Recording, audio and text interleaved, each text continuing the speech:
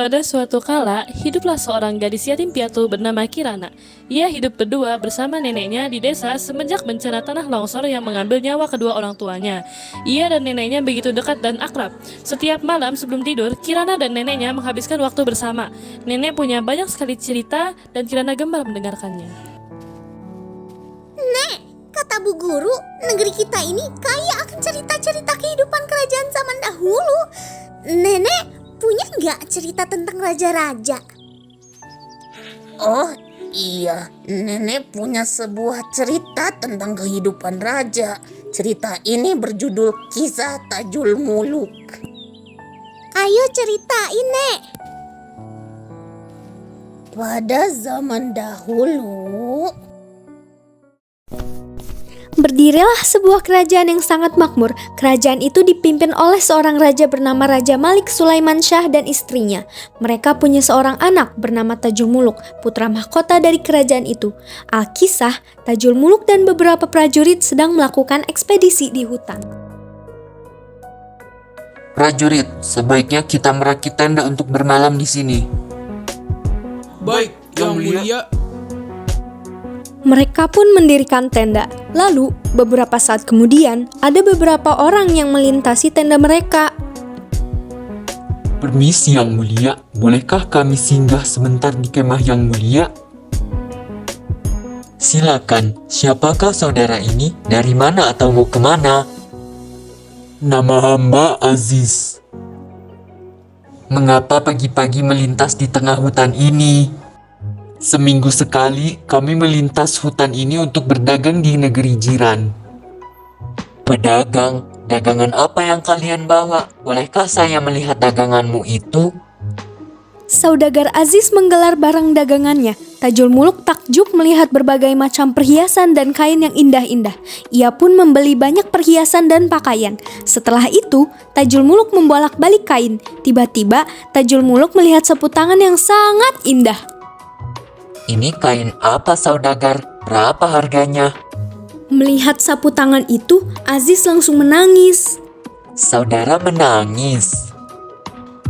Ampun, Yang Mulia. Sebenarnya saya tidak berniat menjual sapu tangan itu. Tetapi, kenapa kamu bawa dan kamu masukkan ke dalam barang daganganmu? Ampun, Yang Mulia. Sapu tangan itu saya bawa kemanapun saya pergi. Itu kenang-kenangan dari orang yang paling saya sayangi. Dahulu, ayahnya Aziz memiliki seorang teman. Temannya itu memiliki seorang putri cantik bernama Azizah. Ketika orang tua Azizah wafat, orang tua Aziz pun mengangkat Azizah dan mengurusnya seperti anak sendiri. Aziz sangat akrab dengan Azizah. Azizah adalah seorang gadis yang rajin dan gigih.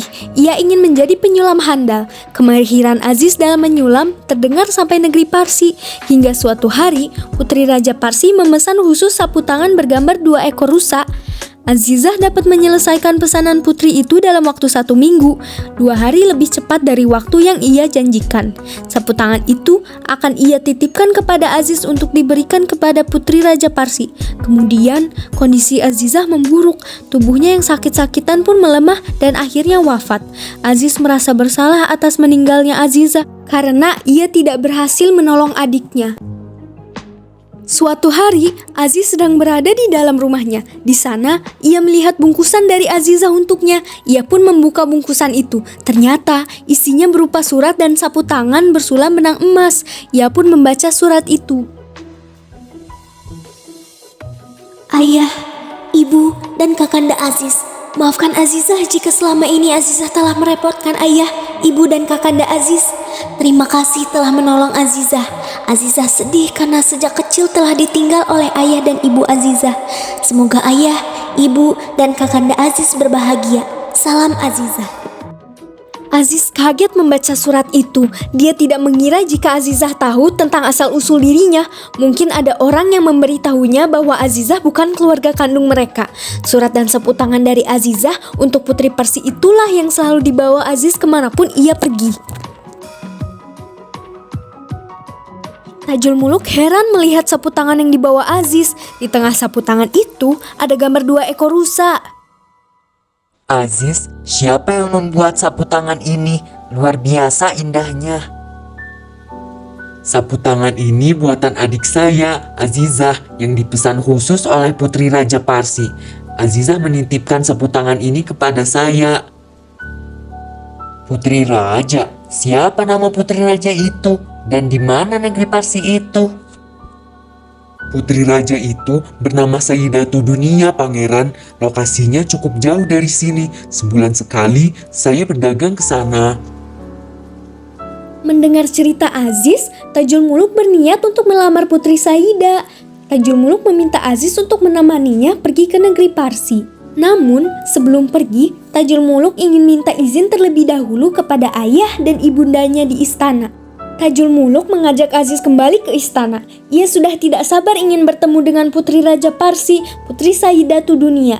Sesampainya di istana, ternyata Tajul Muluk malu mengatakan keinginannya kepada Baginda Raja.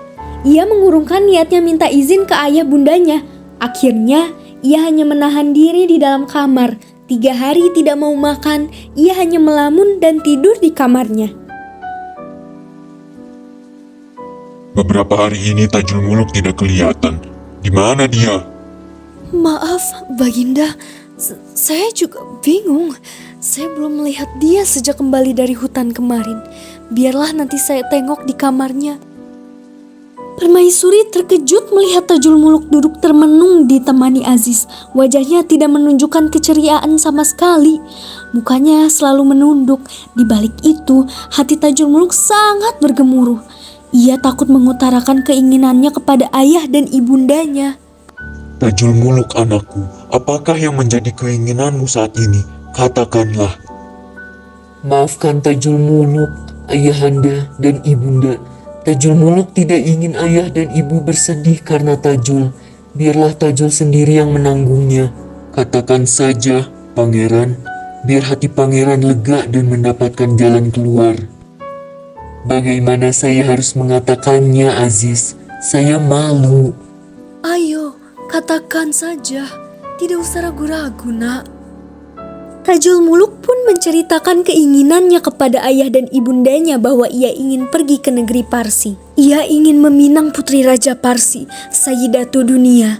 Hatinya telah terpikat semenjak mendengar cerita Aziz tentang sapu tangan Putri Sayyidatu Dunia yang dibawa dan ditunjukkan oleh Aziz. Gambar binatang apa ini, Aziz? Gambar sepasang rusa, permaisuri. Baginda Raja hanya menggeleng-gelengkan kepala melihat Tajul Muluk ingin bertemu dengan si pemesan sapu tangan indah itu. Pantas saja anakku penasaran dengan si pemilik sapu tangan ini. Sungguh indah sapu tangan ini. Bagaimana ayah?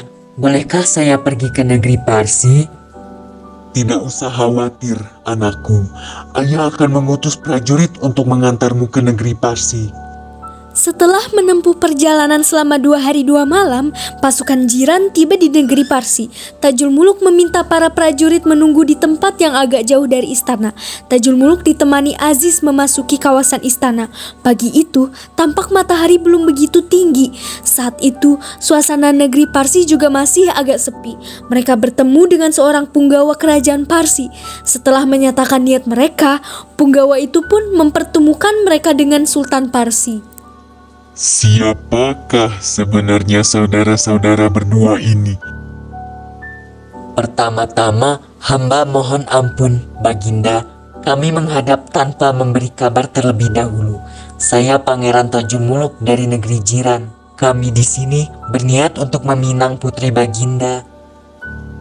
Oh, begitu. Wah, saya tidak bisa memutuskan sendiri pinangan ini. Saya akan menanyakannya langsung kepada putriku. Tunggu sebentar ya. Saya akan memanggil Putri Saida. Di dalam hati, Sultan Parsi khawatir kalau lamaran itu ditolak oleh putrinya. Karena selama ini putrinya selalu menolak siapapun yang mendatang meminangnya. Sultan Parsi menjelaskan maksud kedatangan utusan dari negeri Jiran. Sultan sangat berharap putrinya bersedia menerima pinangan putra Raja Malik, Tajul Muluk. Maaf, beribu maaf, ayah. Hamba tidak bisa menerima pinangan ini. Hamba belum ingin berjodoh. Mendengar penolakan sang putri, Tajul Muluk dan Aziz pun kemudian pamit dan meninggalkan istana. Tajul Muluk dan Aziz melanjutkan perjalanan tanpa ada pengawalan. Mereka menyamar menjadi saudagar. Selama perjalanan, tidak ada seorang penduduk pun yang mengetahui bahwa Tajul Muluk adalah putra mahkota. Tajul Muluk dan Aziz sampai di pasar istana. Tajul Muluk dan Aziz berdagang di pasar istana Kesultanan Parsi. Di pasar itulah mereka bertemu seorang dayang istana. Tajul Muluk menawarkan dagangan kepada dayang istana untuk dipakai sang putri Saida. Tawarkan perhiasan dan pakaian ini kepada Putri Saida. Benar juga ya. Baiklah, saya coba tawarkan pakaian dan perhiasan ini kepada Tuan Putri. Sang dayang pun membawa beberapa potong pakaian, sapu tangan, dan perhiasan yang indah-indah masuk ke dalam taman keputrian. Putri Saida sangat tertarik melihat barang dagangan yang dibawa dayang. Pakaian ini sangat bagus, perhiasan ini juga bagus. Loh, sapu tangan ini seperti yang kupesan dulu. Siapa yang berjualan semua ini, dayang? Ada 2 orang saudagar baru di pasar istana. Hamba melihat perhiasan ini dan hamba teringat kepada putri. Sepertinya pakaian dan perhiasan ini sangat cocok untuk putri. Bagaimana? Putri berminat? Akhirnya, dayang istana itu sering pergi ke pasar untuk sekedar melihat-lihat barang dagangan 2 saudagar itu. Akhirnya, Tajul Muluk dan Aziz akrab dengan dayang itu. Hingga suatu saat, Tajul Muluk bertanya kepada dayang Ajus tentang Putri Saidatu Dunia yang belum mau menikah. Kalau tidak keliru, begini ceritanya. Pada suatu malam, Putri Saida bermimpi melihat 2 ekor burung merpati yang sedang berkasih-kasihan di ujung dahan. Ketika merpati jantan mencari makan dan terjerat kakinya, merpati betina menolongnya dan terbang bersama-sama. Namun, ketika merpati betina terjerat kakinya, merpati jantan tidak datang menolongnya, bahkan meninggalkan merpati betina. Begitulah ceritanya. Lalu, apa hubungannya antara mimpi itu dan tidak mau menikah? Putri Saida tidak mau bernasib sama dengan merpati betina itu. Oh, begitu. Baiklah, saya akan memberikan keyakinan kepada Putri Saida bahwa saya tidak seperti merpati jantan itu. Kenapa bengong, pangeran? Loh, sebenarnya kalian ini siapa? Kok menyebut pangeran segala? Begini ceritanya. Sebenarnya dia ini adalah Pangeran Tajul Muluk, putra Raja Malik dari negeri jiran. Pangeran sangat kecewa ketika lamaran ditolak oleh Putri Saida beberapa waktu yang lalu. Oleh karena itu, Pangeran Tajul Muluk menyamar menjadi seorang saudagar. Sebagai seorang saudagar, Pangeran bisa bebas keluar masuk sebuah negeri. Nah, sekarang saatnya saya minta bantuanmu untuk mempertemukan Pangeran dengan Putri Saida. Bagaimana, Dayang? Putri Saidatu Dunia mengenal Tajul Muluk melalui surat yang diselipkan oleh Tajul Muluk ke dalam sapu tangan yang dibawa oleh Dayang Ajus sepulang dari pasar. Berkat pertolongan Dayang Ajus, Tajul Muluk bisa bertemu dengan Putri Saida sekali lagi. Setelah mengetahui dan melihat langsung ketampanan dan budi baik Tajul Muluk, Putri Saidatu Dunia terpikat hatinya. Tajul Muluk sangat senang karena sudah dapat menaklukkan hati Putri Saidatu Dunia. Kedekatan Tajul Muluk dengan Putri Saida itu diketahui oleh Sultan Parsi. Sultan Parsi sangat senang mendengar permintaan Tajul Muluk untuk menikahi Putri Saida. Dan mereka pun hidup bahagia selamanya. Cerita yang sangat bagus, Nek. Kirana suka sekali.